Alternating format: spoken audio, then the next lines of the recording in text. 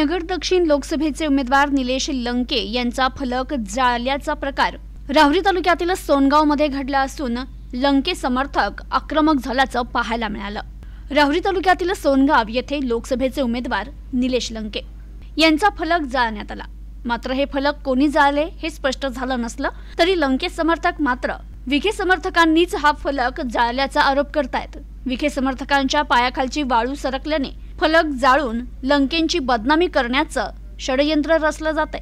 याबाबत आचारसंहिता कक्ष आणि राहुरी पोलीस ठाण्यात कुठलीच तक्रार प्राप्त झाली नसल्याचं पोलीस निरीक्षक संजय ठेंगे आणि आचारसंहिता कक्ष प्रमुख गटविकास अधिकारी वैभव शिंदे यांनी सांगितलं। नगर दक्षिण लोकसभेचे उमेदवार निलेश लंके यांच्या प्रचारार्थ राहुरी तालुक्यातील सोनगावमध्ये प्रचाराचे फलक लावण्यात आले होते। हे फलक लावल्यानंतर तिथे निलेश लंके यांची सभा देखील पार पडली। सभेला उच्चांक गर्दी झाल्याने विखे समर्थकांच्या पायाखालची वाळू सरकल्याने त्यांनीच हे कृत्य केलं असा आरोप लंके समर्थक करतायत।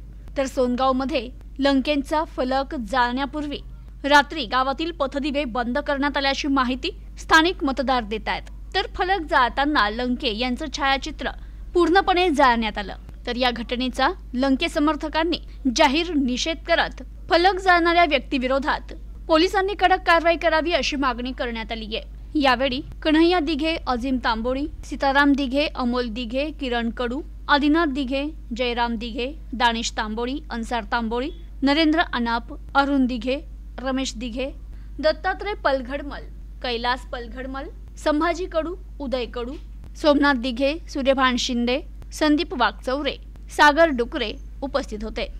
तर सोनगाव मधील लंके समर्थक सीताराम दिघे पाटील, सतीश दिघे पाटील यांनी मोबाईलद्वारे प्रतिक्रिया देत या घटनेचा जाहीर निषेध केलाय।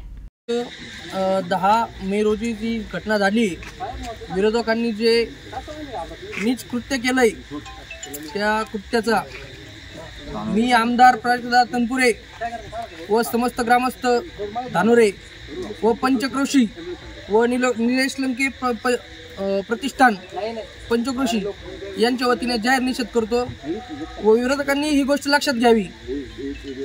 आम्ही पण जशास तसे उत्तर देऊ शकतो, पण आम्हाला आमच्या छत्रपती शिवाजी महाराजांची शिकवण नाहीये। तेव्हा फक्त एकच विनंती करतो विरोधकांना, जे असेल धमक समोरील लढा, आम्ही त्याच पद्धतीने तुम्हाला उत्तर देऊ। ज्या गावच्या बोरीच्या गावच्या बाबळी पाठीत खंजीर खुपसायचे काम करू नका। विरोधकांना एकच विनंती आहे, ज्या गावच्या बोरी त्या गावच्या बाबळी असतात हे त्यांनी पण लक्षात ठेवावं। एवढं बोलून चिडी घालताय करतो आणि थांबतो। चिडी घालताय चिडी। प्रतिनिधी राजेंद्र उंडे, न्यूज टुडे 24, राहुरी, अहमदनगर।